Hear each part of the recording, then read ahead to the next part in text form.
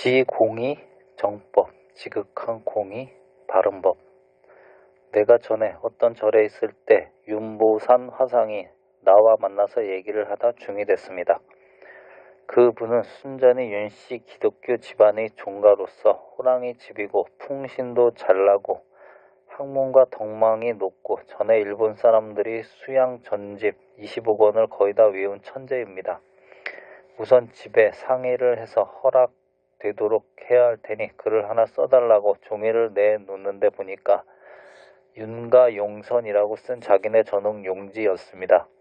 내가 거기다 뭐라고 써 놓았는고 하니 공공지공물을 하필 윤가용이나 공공하여 지극히 공변된 물건을 어찌 윤가집 쓰는 것이라 이름을 했는가. 윤가용 비공이니 윤가 사람들은 공변되지 못하구나.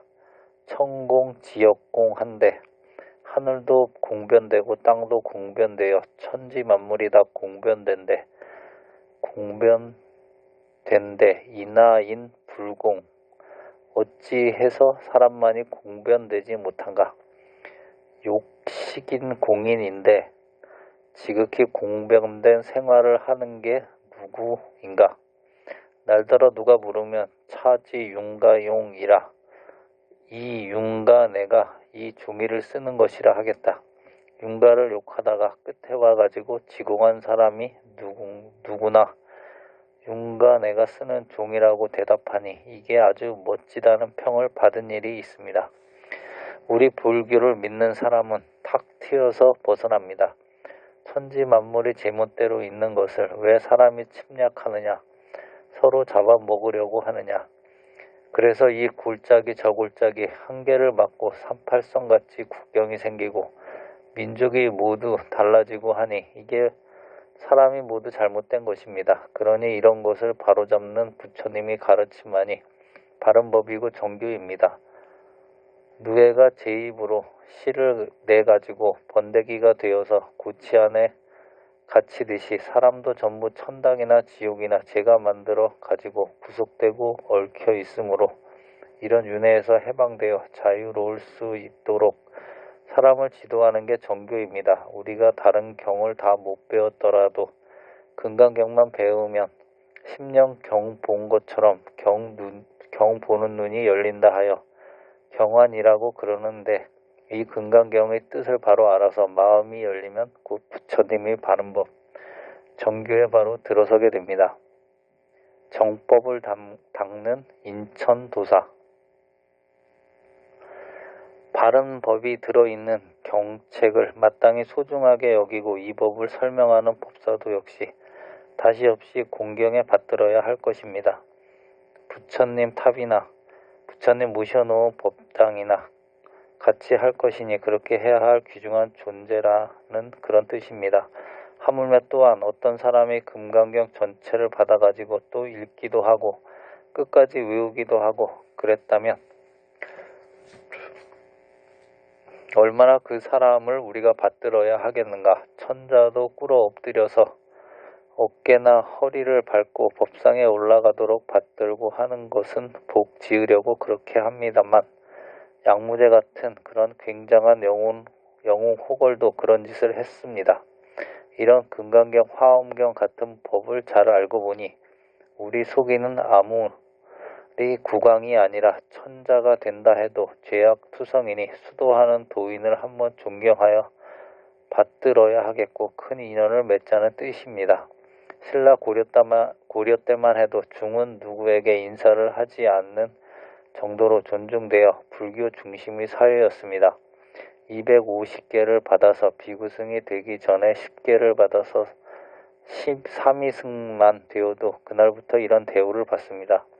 그래서 국가에서 승려가 될 재질을 검사하는데 신체 검사도 하여 몸이 어디 병신이 아닌가 조사하고 확실히 도를 통할 만한 소질이나 중생 구제를 할 수 있는 기계가 있는가를 보아서 엄격한 선발을 해서 득도식이라고 죽 만드는 의식을 합니다.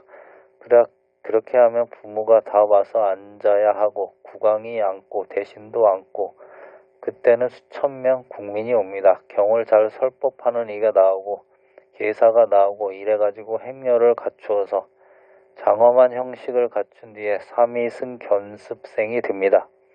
처음에는 부모도 사랑해서 키우던 자식을 남산 바위돌만 쳐다보는 건건무미하고 적적한 산중으로 들여보내니까 아무리 성불이 좋아서 가기는 가고 보내긴 하지만 세상에 살면 가끔 떡도 먹고 불고기도 먹고 곰탕도 먹고 냉면도 먹고 할 것인데 그것저것 다 못 먹고 파 마늘 들은 음식까지도 못 먹고 매일 시래기죽이나 먹고 시달리며 재미없는 세상이나 보낼 테니 참 서러운 일입니다. 이런 세상으로 보내니까 부모들도 울고 아들도 역시 부모님 눈물에 같이 울면서 청하면 나중에 정식으로 승낙합니다. 그러면 또 국왕한테 가서 정부에 대해 내가 중노릇을 하게 되어 국민 의무를 이행하지 못하게 됐으니 싫어하지 말아달라고 청합니다. 내가 이제 중노릇 잘 해가지고 국가 은혜를 갚을 것이고 부모 은혜 세상 은혜를 갚을 것이고 스승의 은혜를 갚고 사대 은혜를 갚을 터이니 호적을 제적해달라고 합니다. 그러면 호적을 정식으로 제적하고 비국민이기 때문에 국민으로 취급을 안 하게 됩니다.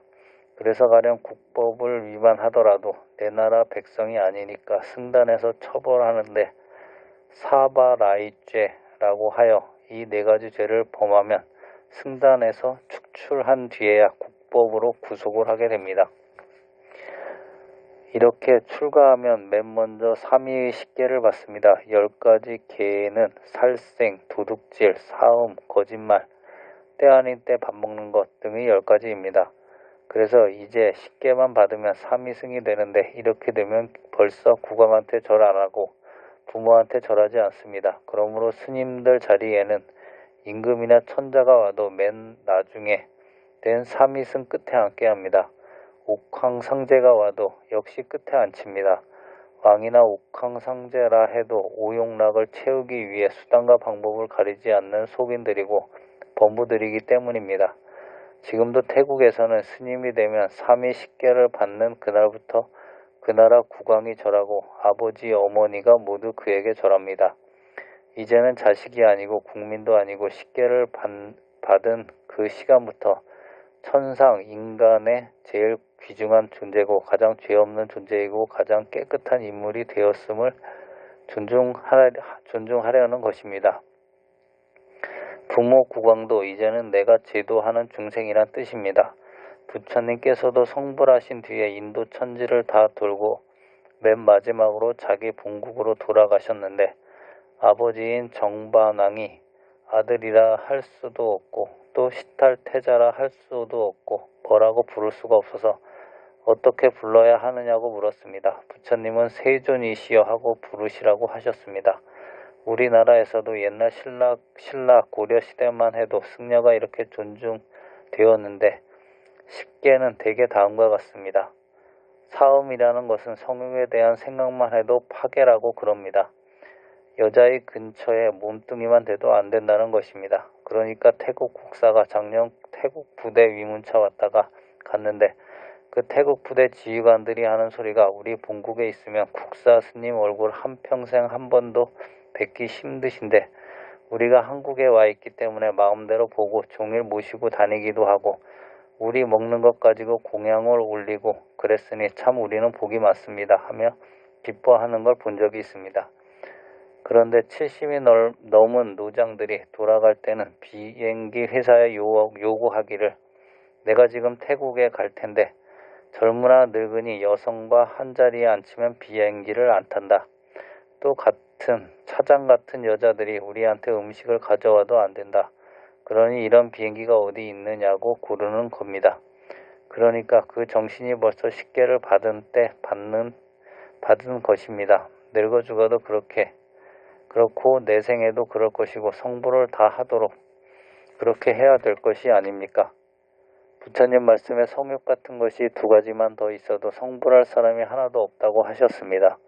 돈에 대한 욕심, 명예에 대한 욕심 이런 것들은 한번 결심하고 내던지면 돈을 봐도 욕심이 안 생기고 또 좋은 부귀공명, 높은 지위, 그까짓 것 헌식자처럼 볼 수도 있지만 비구니가 미남자를 볼 때 생각이 아무래도 흔들리고 또 이제 비구가 미녀를 볼 때 아무래도 한 번 더 쳐다보고 안 보는 채 해도 옆눈으로라도 한 번 슬쩍 봅니다. 그러니까 끊기가 참 어려운 것이어서 이놈 같은 것이 두 가지만 있다면 성불할 사람이 하나도 없다고 석가열애께서 고백하신 겁니다. 비구니는 평생 인사도 못합니다. 같이 있지도 못하고 또 큰 수도원 같은 데서 비구니들이 설법 듣는데도 따로따로 하고 비구승과 함께 한데 앉히지 않습니다. 그래 이제 도승들이나 법에 대한 비구니들을 교화해서 그렇지 않고는 비구와 비구니는 서로 상대하지 않습니다. 설사 배를 타도 한 배를 타지 않아야 한다는 것이 원칙입니다. 이것이 다 부처님의 바른 법을 깨달아 온 중생을 바르게 지도하고 국가사회의 정신적 기둥이 될 인천 대도사를 높이 존중하여 많이 배출하자는 뜻입니다. 그렇게 해서 복을 짓는 일반 대중이 많이 생기면 자연히 나라의 복이 되어 나쁜 업은 사라지고 부강하게 되리라는 신념입니다. 한국 선지식은 세계에서 으뜸. 이런 정법을 존중하여 많은 선지식과 인천도사가 나왔지만 그 가운데 특히 석가열에 가신 뒤 3000년 동안 부처님을 완전히 대신해서 성도한 이는 중국에도 없고 일본에도 없고 인도에도 없고 오직 한국의 원효 대사밖에 없다고 일본 사람들은 저희끼리 하는 소리를 내가 들었습니다. 일본이나 중국에도 선지식이나 도인이 나왔지만 어느 누구도 원효 대사에 비하면 반쪽도 안 된다는 겁니다. 한국에는 사명대사도 있고 아무 지도 없이 대각을 해서 성불한 이가 자주 나온다는 것입니다. 옛날에 불교 유학생이 중국으로 갔었는데 중국 사람들이 못 당합니다. 저번에 말한 왕화산 스님의 경우처럼 중국 중은 그렇게까지 다부지게 하지 못합니다. 중국에 건너가기만 하면 우리가 항상 1등을 했고 우승을 했으며 인도까지 건너갔으나 오는 이도 있었습니다. 그러니까 한국에는 역사적으로 보아 훌륭한 분이 많았다고 하는 것은 선천적으로 머리가 좋은 까닭에 그렇게 된 것입니다. 우리가 단합만 되면 세계 제일의 민족이 되고 우리 3천만이 불법으로 무장해서 나서면 30억이 되는 인류는 하루아침거리밖에 안 됩니다. 유엔 총회니 연합 총회니 하지만 지금 모양으로 도둑놈만 몰아놓은 총회 만날 있어봐야 소용이 없습니다. 우리 한국 불교의 진리로 뭉쳐서 세계를 교화해야 평화가 올 것입니다.